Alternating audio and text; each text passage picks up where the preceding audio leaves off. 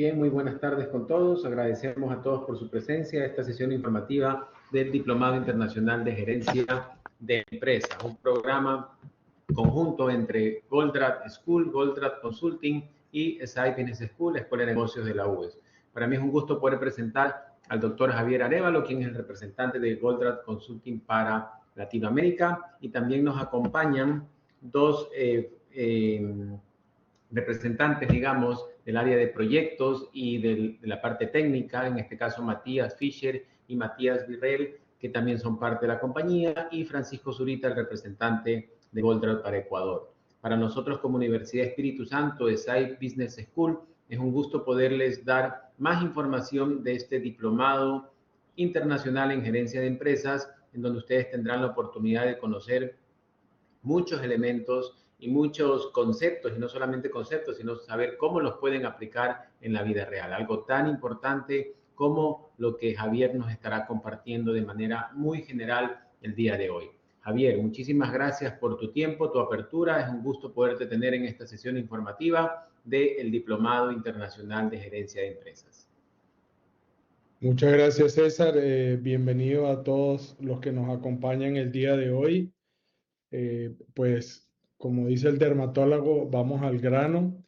Lo que quisiera hacer hoy, más que explicar qué es teoría de restricciones, es dar un marco general, ojalá entregar algunas evidencias y elementos de por qué es importante prestarle atención, si se quiere, a lo que estamos proponiendo hacer con el diplomado y el tipo de conocimiento que vamos a entregar, y sobre todo por qué tendría alguna persona que está, digamos, en Ecuador o en América Latina pensando en aprender o mejorar su competencia profesional, porque tiene que prestarle atención a este tipo de conocimiento, a este cuerpo de conocimiento. En primer lugar, pues ya que estamos hoy acá, como bien dijo César, este diplomado es un programa conjunto entre la universidad, la escuela de negocio, nuestra compañía Goldratt Consulting, pero con el brazo educativo de Goldratt School. Y lo que estamos haciendo es reproduciendo lo que denominamos el Diplomado Internacional de Gerencia de Empresas. Ahora, cuando hablamos de gerencia de empresas, ¿de qué estamos hablando? Estamos hablando de algunas de las condiciones que normalmente existen en la educación superior y sobre todo la preparación para la dirección y las personas que tienen responsabilidad de tomar decisiones en las compañías. ¿Cuál es la base de la que partimos? ¿Por qué creemos que esto puede ayudar? Tomando las bases y el conocimiento de alguien que contribuyó de manera significativa a lo que se llama la innovación disruptiva, con un libro que se llama El Dilema del Inventor, del doctor Clayton Christensen, que fue profesor de Harvard hasta el año 2020, cuando lo perdimos. Y él tenía algunas observaciones importantísimas, que es donde nos basamos como para decir, hay una necesidad en el mercado y eso es lo que queremos suplir. Primero, habla de que toda la enseñanza que se viene generando y en general en las escuelas de negocio se basa en generar datos, y esos datos que muestran qué fue lo que ocurrió el pasado, de cómo sucedieron y acontecieron las cosas, y esos datos y números es lo que utilizamos para entregarles a los alumnos de qué es lo que tienen que mirar, qué es lo que existe desde el punto de vista del análisis de las decisiones que tienen que tomar basadas en datos y números. Despectivamente, a veces se habla de que lo que estamos haciendo es generando gerentes que lo que hacen es que gestionan una organización viva, un vehículo que se mueve en el tiempo y en el espacio, ¿sí? A través de tablas y planillas de Excel. Christensen, que se volvió muy crítico al final de sus últimos días, y creo que tiene buenas razones para hacerlo, dice que para que uno pueda tomar muy buenas decisiones, lo primero que tiene que ocurrir es que hay que entender la realidad bien, tal y como es. En eso coincide con la percepción y la recomendación del doctor Eli Goldratt, que en el mismo prólogo de La Meta, el libro que digamos, trae al mundo de la gerencia y al mundo de la manufactura en el año 83, y 84, cuando el libro sale en español, habla de que efectivamente todos debemos mirar el mundo con una visión de científico, es decir, entender y mirar la realidad. Y para poderla entender y poder tomar decisiones que nos permitan generar el impacto y el efecto que queremos, debemos tener buenas teorías. ¿Y qué es una buena teoría? Es aquel conjunto de reglas y relaciones causa-efecto que se repite suficientemente como para que estemos seguros de que esa causa-efecto es real y que nos permita predecir con alto grado de certeza qué es lo que va a suceder si tomamos una acción u otra.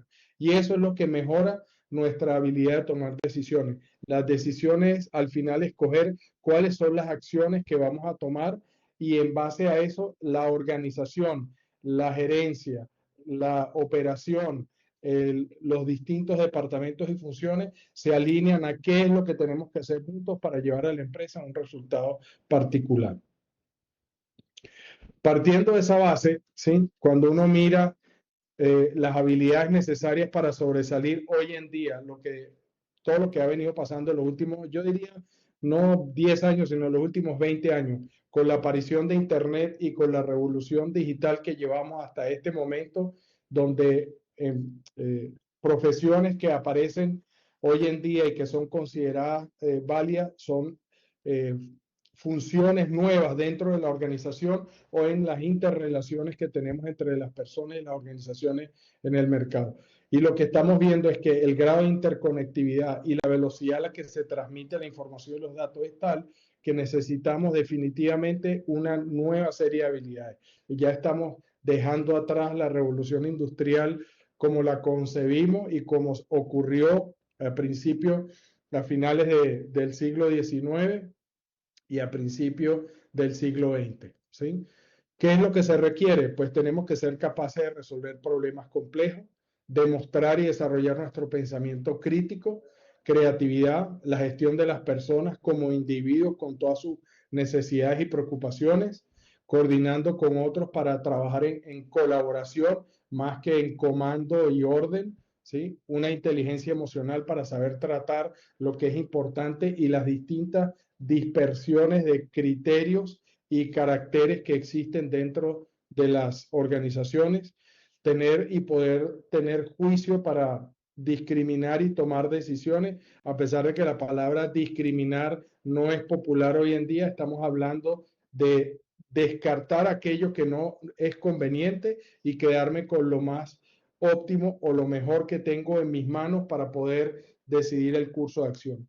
Orientación al servicio, el servicio lo es todo independientemente de la tecnología, habilidad de negociar y encontrar soluciones realmente disruptivas y obviamente la flexibilidad cognitiva. Con respecto a la flexibilidad cognitiva y todo lo que está ahí, esta mañana publiqué un post, un artículo en LinkedIn que me gustaría que todas las personas que están inscritas ya en el diplomado y aquellos que están interesados, pues lo lean a priori porque creo que es un caso excelente de mostrar todo este tipo de habilidades que se requieren y están desplegadas en un escrito de un coronel de la Fuerza Aérea de Estados Unidos, que es responsable por todo el equipo de mantenimiento, son aproximadamente unas 3.000 personas, responsable por una flota de aproximadamente entre 150 y 200 aviones F-16 y F-35 de los más modernos que tiene la Fuerza Aérea de Estados Unidos. ¿Por qué ese caso? Porque estamos trabajando todo yo diría así, una revolución en la forma como se hace el mantenimiento y se mantiene la actividad operacional de los distintos escuadrones y flotas de la Fuerza Aérea de Estados Unidos. Estamos en una situación yo diría, geopolítica internacional desafiadora, por lo tanto, el rol que juega la Fuerza Aérea de Estados Unidos no es menor. Y pues teoría de restricciones y los conocimientos del doctor Goldratt son precisamente lo que está cambiando la forma en cómo la Fuerza Aérea hace y deshace lo que son formas de operar en el estamento militar que generalmente son extremadamente rígidas, extremadamente documentales y que tienen una gran cantidad de reglas y normativas, ¿sí? Por el gran peso y la responsabilidad que tienen.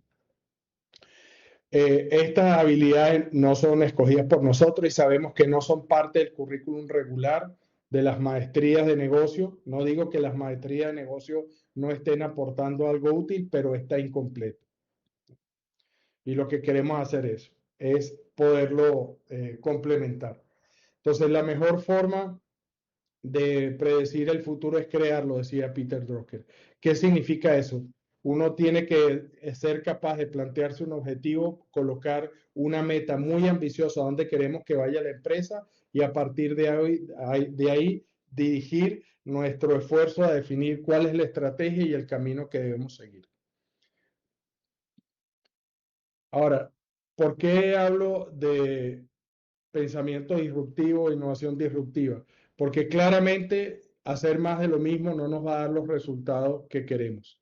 Se requiere una mirada diferente y lo que queremos lograr es entregar el conocimiento que se necesita para poder entender qué es lo que bloquea el logro de resultados significativos y poderlo implementar de forma práctica, muy rápido, donde se tiene que implementar de forma que sea sencillo y que las soluciones entreguen el resultado que estamos esperando en el menor lapso de tiempo posible. Por ejemplo, ¿qué es lo que esperamos hacer cuando estamos hablando de toma de decisiones? ¿Cuáles son los retos actuales? Normalmente la información que requerimos para tomar la decisión no está completa. La optimización no siempre produce los resultados en cada área que mejoren el desempeño. Hay una gran incertidumbre.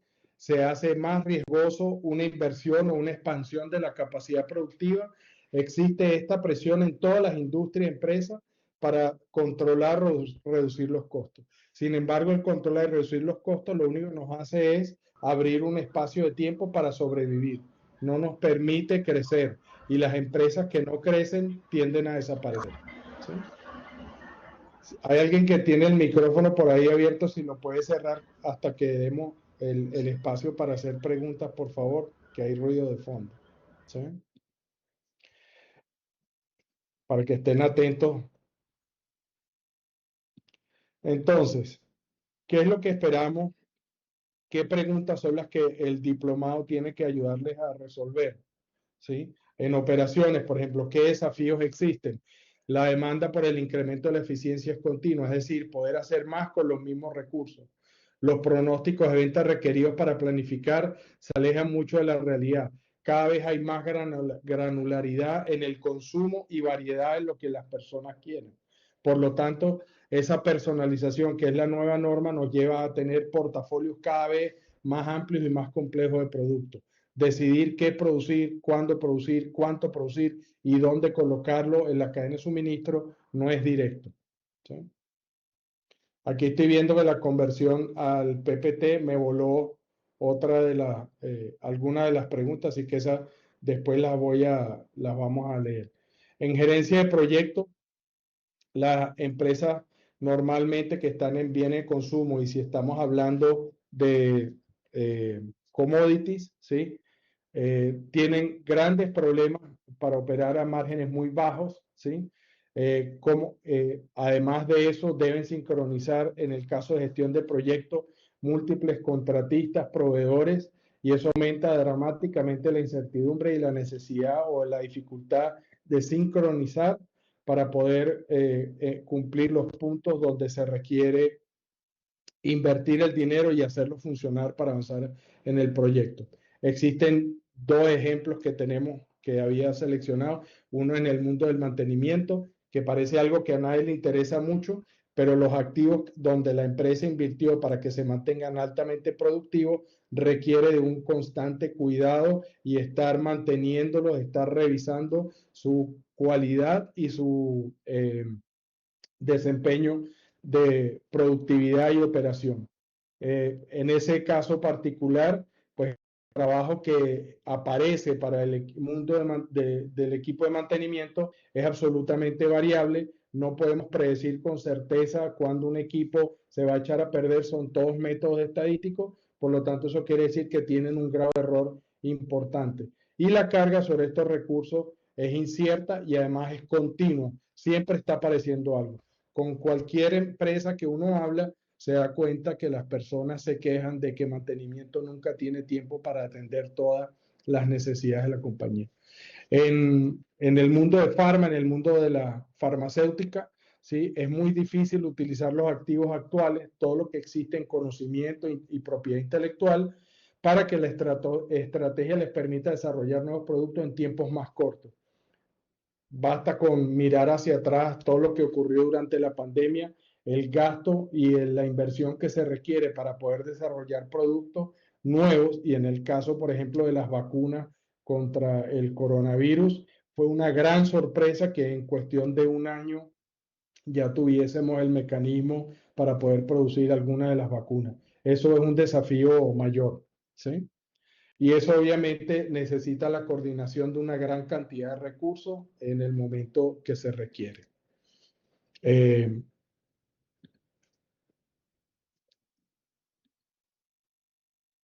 Estas son las preguntas que nos salieron. Entonces, ¿de dónde parte todo esto? Pues el pensamiento sistémico, ¿sí?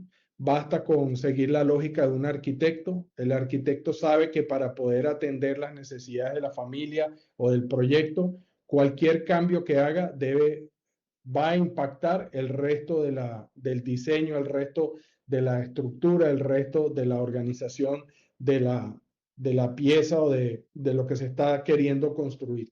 Esa lógica de que si yo cambio una parte del diseño, el resto lo tengo que modificar, es la lógica de lo que acontece o lo que sucede en las organizaciones con el pensamiento sistémico.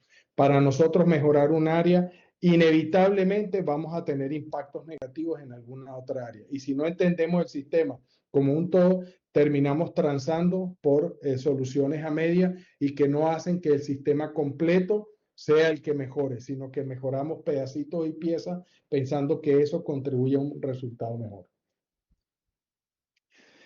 ¿Qué conocimientos y pensamientos que vamos a tomar y vamos a desarrollar y vamos a aplicar directamente en todas las áreas de las empresas? Tiene que ver con el conocimiento desarrollado, por ejemplo, por el doctor Russell Ackoff, un pionero de la investigación de operaciones, y fundamentalmente vamos a partir la discusión del pensamiento sistémico y cómo las ideas del doctor Ackoff y muchos otros pensadores del pensamiento sistémico rompen con la forma como hoy en día estamos manejando las empresas. El otro pensamiento disruptivo del doctor Edward Deming, al cual se le conoce como el padre de la calidad total y el sistema de conocimiento profundo. O sea, claramente lo que Deming nos deja es que cuando usted está entendiendo que las organizaciones son sistemas y que tienen interacciones, tiene que preocuparse de las interacciones entre las partes del sistema y las personas y cómo hacer que trabajen en sincronización, en coordinación, y no tratar de que todas las partes del sistema funcionen de manera óptima. El óptimo del sistema se obtiene cuando una o varias partes del sistema funcionan de manera subóptima. Otra de las cosas que decía el doctor Deming, se las estoy poniendo ahí, no se las voy a repetir yo, tiene que ver con que si usted quiere mejorar el sistema, tiene que entender el sistema. No crea que los problemas son causados exclusivamente por las personas. Otro de los monstruos, de los gurús que vamos a estudiar y cuyo conocimiento vamos a aplicar es el doctor Taiichi Ohno, creador del sistema de producción Toyota, donde decía que deje que el flujo maneje los procesos y no deje que la gerencia intervenga en él. Eso quiere decir que cuando empezamos a intervenir repetidamente hacemos algo totalmente contrario a lo que decía Deming, ¿sí? Que si el sistema está estable, el proceso está estable, lo peor que uno puede hacer es tratar de intervenir, ¿ya? Lo que hacemos es que oscile. Empezamos a generar variabilidad en el sistema solamente por tocarlo. Si el sistema está estable, déjelo tranquilo, ¿ya? Y obviamente, otra de las grandes contribuciones y la base fundamental de lo que el diplomado trae son el pensamiento disruptivo del que contribuyó el doctor Eli Goldratt, físico, científico, creador de la teoría de restricciones. Y el doctor Goldratt decía, nuevamente, restricción. ¿Qué es restricción? El eslabón débil de la cadena. Todas las cadenas tienen al menos un eslabón débil. Si usted no sabe cuál es el eslabón débil, no sabe por dónde se va a romper. Y si usted trata de mejorar todos los eslabones a la vez, pierde mucho esfuerzo, tiempo y dinero sin haber entendido que para mejorar el sistema se requiere es empezar por el eslabón más débil. Y por eso el doctor Goldratt decía, puedes ignorar la restricción, el eslabón débil, pero la restricción no nos va a ignorar a nosotros. Es decir, que la resistencia a la cadena siempre va a estar atada a la resistencia del eslabón más débil. Sepámoslo o no, ¿ya? Ahora, todo este conocimiento de teoría de restricciones y el pensamiento sistémico, desde que salió el libro La Meta en el año 84 en español hasta la fecha, este año se acaba de publicar otro libro más que tiene que ver con el ambiente de gerencia de proyectos, que se llama Las reglas de flujo, escrito por la hija del doctor Goldratt, como una secuencia, digamos, o una destilación de todo el trabajo que se ha hecho en gerencia de proyectos. Aquí lo que tienen es todo el desarrollo de conocimiento que existe. La parte fundamental es, si entendemos que la organización es como una cadena y existe una restricción, el cuello botella o el eslabón débil, cualquier cosa que queramos hacer para mejorar el sistema debe tener enfoque, es decir, debemos partir por esa restricción o ese eslabón débil. Y a partir de ahí empezar a generar las condiciones o las decisiones para gestionarlo de manera adecuada, para sacarle la máxima productividad y su relación con el resto del sistema. Eso exige que definamos cuáles son las reglas de sincronización y al hacerlo generamos armonía en el sistema como un todo, porque está claro cuál es el objetivo. ¿Ya? El libro La Meta, que es el libro de donde partió todo esto, está considerado entre los libros más influyentes en operaciones, en gerencia, aún hasta la fecha, ¿ya? Y es uno de los 50 libros más vendidos de gerencia y de administración de empresas de todos los tiempos. Empresas como Apple, Amazon, Intel han sido explícitos en su utilización de teoría de restricciones y el conocimiento generado por el doctor Goldratt para el desarrollo de los negocios y de las estructuras operativas que tienen hoy en día y que les ha catapultado a ser de las empresas más importantes. Teoría de restricciones, igual que lo decía el doctor Deming, tiene 3 piezas fundamentales. La visión sistémica, es decir, que nos interesa entender las interacciones entre todo el sistema. Por lo tanto, la sincronización es la propiedad fundamental y eso significa tener y entender, desarrollar el conocimiento y la habilidad estratégica de poder entender en qué dirección mover a todo el sistema. El otro elemento es la lógica de causa-efecto, que tiene que ver con la ciencia de la gestión, y eso es saber y tener el conocimiento operativo para decidir quién hace qué, cuándo y cómo, ¿ya? Y por último, necesitamos entender e incorporar el comportamiento humano, que es definir la cultura organizacional. Por lo tanto, entender y conocer y poder gestionar la relación y cómo las personas aprenden, piensan y se interrelacionan. Estos 3 elementos son los que dirigen y es el núcleo fundamental de lo que está compuesto cada uno de los módulos del diplomado, dije, que vamos a emprender próximamente en el mes de abril. Teoría de restricciones, como todo cuerpo de conocimiento, tiene una serie de principios, ¿sí? Uno de los principios es simplicidad, que se trata del pensamiento sistémico. No importa qué tan complejo parezca el sistema, está gobernado su desempeño por pocos elementos. Armonía, culpar a los demás no es efectivo, la gente es buena y está tratando de hacerlo mejor dentro de las condiciones dadas en el sistema. Y siempre hay una forma de encontrar una solución de forma que todos ganan.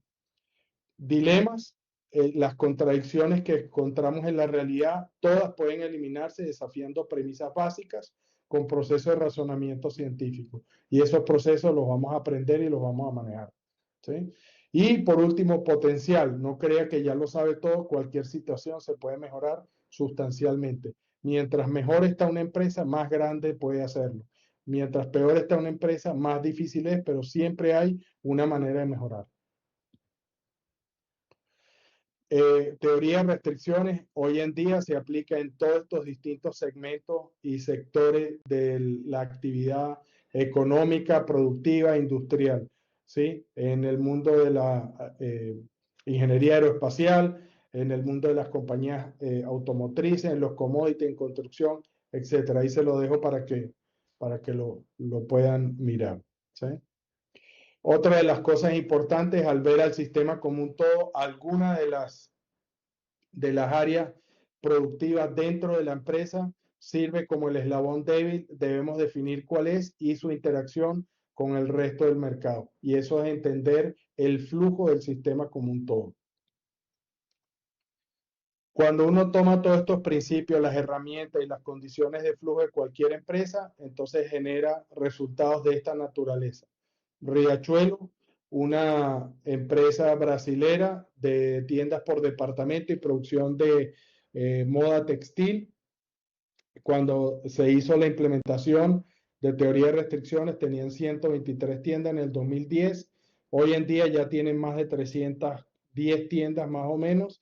Y este es el comportamiento, el crecimiento de las ventas en la línea azul, el crecimiento del throughput, el margen bruto, la contribución de dinero de las ventas, ¿sí? En la línea verde, y la utilidad antes impuesto en la línea naranja o en las barras naranja o amarilla.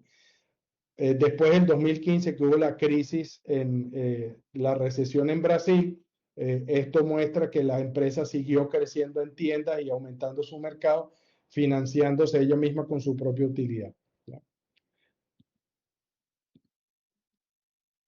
Otra de las empresas, una empresa farmacéutica, Godrej Consumer Products, es una empresa de productos de consumo, de belleza. Cuando se implementó el proyecto de teoría de restricción aproximadamente en el 2008, ¿sí? Y después a la fecha es una compañía que partió con una venta y un valor más o menos de la compañía de unos 120 millones de dólares. Hoy en día el valor de la compañía es aproximadamente 14 billones de dólares. Tata, una empresa del grupo Tata, Aceros Tata, de la misma manera, uno lo que muestra acá es con la línea naranja, es el grado, el porcentaje de rentabilidad, que una vez que se implementó teoría de restricciones a partir del año 2003, uno empieza a mejorar la rentabilidad y la mantiene de ahí en adelante. Y eso es porque la productividad de todo el sistema está alineado para hacer más con los mismos recursos. ¿Okay? Es decir, que el gasto operativo se mantiene creciendo a una tasa mucho menor que la productividad de los activos que están trabajando. Esto es otra de las compañías, Omron, en Japón, productora de medidores de presión arterial, cuando se implementó la gestión de proyectos y las decisiones de qué proceso de innovación seguir. En el 2011, que venían empezando a reducir las ventas, volvieron a recuperar el liderazgo en el mercado y empezaron otra vez a crecer de manera exponencial. Entonces, si se fijan, casi todos los ejemplos que les di son de crecimiento y de una curva exponencial. Todas pasan por un proceso, una metodología de responder primero qué es lo que está bloqueando a la empresa de crecer más rápido, es decir, responder a la pregunta qué cambiar, cuál es el problema medular. A partir de ahí, cuando hemos definido y respondido esa pregunta, estamos en capacidad de responder cuál es la dirección de la solución, tanto estratégica como operativa, y después que hemos definido la solución, ahora recién viene toda la diferencia de lo que normalmente ocurre, que es qué tenemos que hacer para realmente implementar el cambio. Es decir, que no solamente basta con entender estratégicamente que hay un problema que bloquea la visión de la compañía y el entendimiento de qué deben hacer diferente en la realidad para enganchar la rueda, digamos, de la productividad para hacerlos crecer. Una vez que entienden qué cambios hay que hacer, casi siempre esos cambios tienen que ver con las políticas, con los indicadores y la forma como se administran los recursos. Una vez que eso está claro, ahora viene el cómo ejecutar el cambio, que pasa sin duda alguna, y es inevitable que la empresa se tiene que alinear como un todo. Es decir, que los gerentes, la directiva tienen que ser capaces de comunicar claramente no solo la visión y la misión, sino explícitamente qué es lo que se tiene que hacer, cómo se tiene que hacer y por qué se tiene que hacer. Porque esa alineación es de absoluta es de vital importancia para que el resultado que debe seguir las relaciones de causa-efecto podamos predecir estas acciones son las que nos van a llevar a donde queremos. Cuando uno emprende la ejecución y cuando define la solución, tiene que tener cuidado. ¿Por qué? Porque existe lo que se denominan los 7 seductores y que no resuelven el problema y que no producen los resultados si no están dando en la restricción, en el eslabón débil. Tirarle más dinero al problema no siempre resuelve las cosas. Basta con que uno mire cómo se generan normalmente los planes de gobierno y la implementación en los servicios públicos. Más tecnología, el hecho de que usted ponga un ERP, o ponga un CRM o sistemas de tecnología, no le garantiza que las personas entiendan qué es lo que tienen que hacer y sin embargo tampoco resuelven cuáles son los problemas fundamentales de la administración de los recursos. Más reorganización, más datos, más entrenamiento, más control, más políticas, más reglas, más planeación estratégica, ¿ya? Entonces uno tiene que estar seguro de qué es lo que va a hacer porque puede describir las relaciones causa-efecto que son las que van a llevar a la empresa a salir adelante. Las personas que estamos aquí hoy, su servidor Javier Arévalo, está Matías, que es nuestro director técnico, está Francisco, que es la persona encargada de Ecuador y Perú, y Matías Fischer, que es el director de Goldrat School para América Latina y Sudamérica. Nosotros 4 somos el cuerpo fundamental de las personas que vamos a estar entregando el conocimiento en los distintos módulos.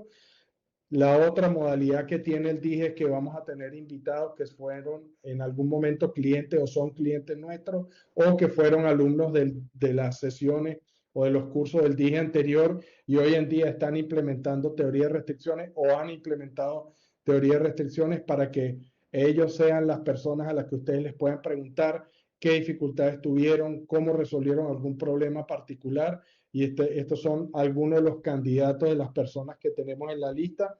Algunas personas ya saben que van a estar con nosotros, otras tal vez se enteren dentro de poco, pero estamos negociando con estos y más para ayudarnos a entregar un diferencial no solamente de conocimiento, sino de personas que tienen práctica por fuera del mundo de Goldrat. Entonces estoy hablando con el director de cadena de suministro de Tecnova, que está en Ecuador, una compañía que es bien conocida, pues distribuye todos los productos Bosch.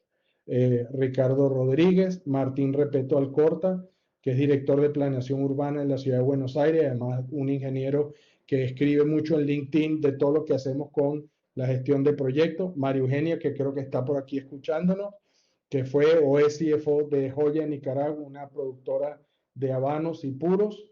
Elena Castro, que es CEO de CETIC, que también tiene mucha experiencia implementando teoría de restricciones en ambientes productivos. Ariel Figueroa, CEO de Humanitec, una empresa de consultoría de tecnología y software. Fabián Almeida, que es uno de nuestros directores de engagement en la región, y vamos a hablar de todo el tema comercial y de marketing, cómo tratar a los clientes.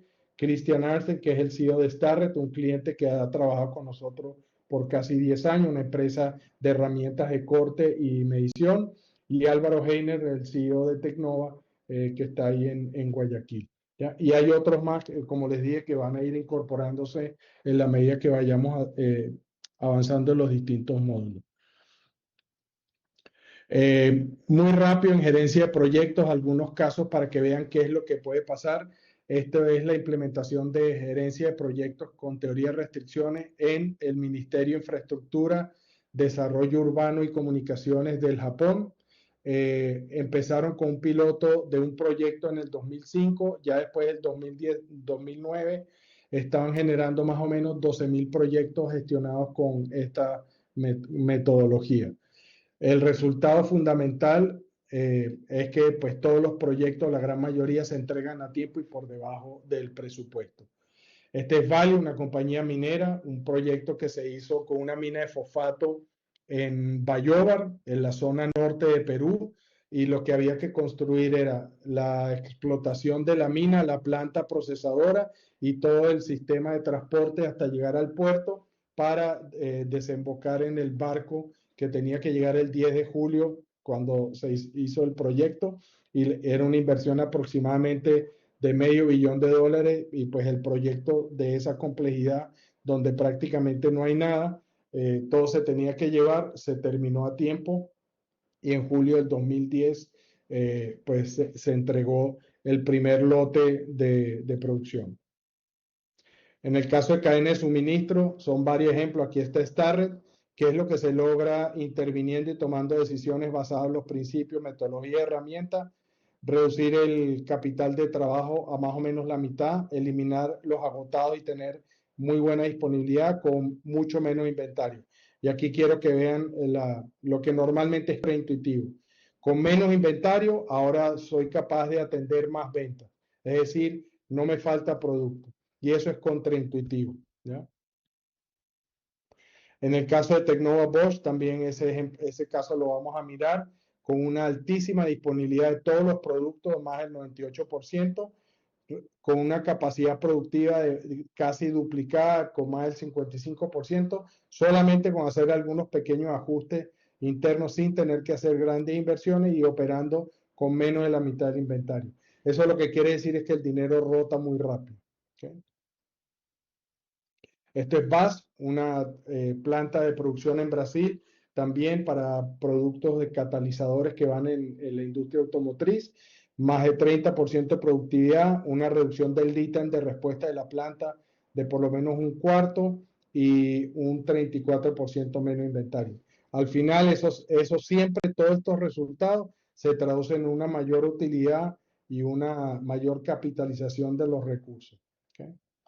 Estos son otras empresas de empaque flexible en Colombia. Durante la pandemia, 30% de clientes cerrados y aún así con una entrega del 100%, con un incremento de ventas del 17% y un incremento de la utilidad al doble. ¿Ya? Eso en el 2020. En el 2021, con la misma lógica de gestión, 20% de clientes nuevos, manteniendo la entrega a tiempo al 100%, un crecimiento del 60% de las ventas y ahora en el segundo año una utilidad de más del 400%. Y así hay muchos más, no los voy a aburrir. Lo importante, ¿qué es lo que queremos lograr con todo esto que se puede hacer? Es que la persona que salga al final del programa entiende y domine visión holística y sistémica de la organización, entiende y aplica la gestión de restricciones como elemento clave del desempeño y la mejora continua, aprende a focalizarse en lo verdaderamente importante y urgente, aprende y conoce principales aplicaciones de la teoría de restricciones en las distintas áreas de la empresa, y comprende qué limitación es la que hay que remover para causar ese desempeño. Entiende, conoce y puede aplicar la lógica de causa-efecto para analizar problemas que surjan en la gestión y resolverlos de forma definitiva. Aprenderá a analizar causas de no cumplimiento para mejorar los procesos de manera continua, resuelve conflictos entre requerimientos, entre planeación y ejecución en las distintas áreas, desarrolla su visión y comprensión de estrategia y táctica desarrolladas por Goldratt para la gran mayoría de las empresas, independientemente del sector, y obviamente que adquiere y aplica la lógica y sistema de indicadores para la toma de decisiones efectivas y eficaces que mejoran el throughput, es decir, la velocidad de generación de dinero y el crecimiento de las empresas. Tiene 8 módulos: pensamiento sistémico y TOC, operaciones, producción, cadena de suministro, gestión y sistema de toma de decisiones, mercadeo y venta, gerencia de proyectos, estrategia y táctica y habilidades gerenciales. Ahí están los datos de dónde pueden pedir su inscripción, pedir información, pueden hablar con Francisco directamente o con cualquiera de los profes que estamos acá. ¿Sí? Y ese es el dije, y creo que la última lámina es eso, simplemente es el QR mío, y hasta ahí lo dejo para que creo que más o menos a tiempo, 45 minutos, tengamos un rato para que ahora ustedes puedan preguntar todo lo que quieran y las dudas que tengan acerca del diplomado o teoría de restricciones. Muchas gracias.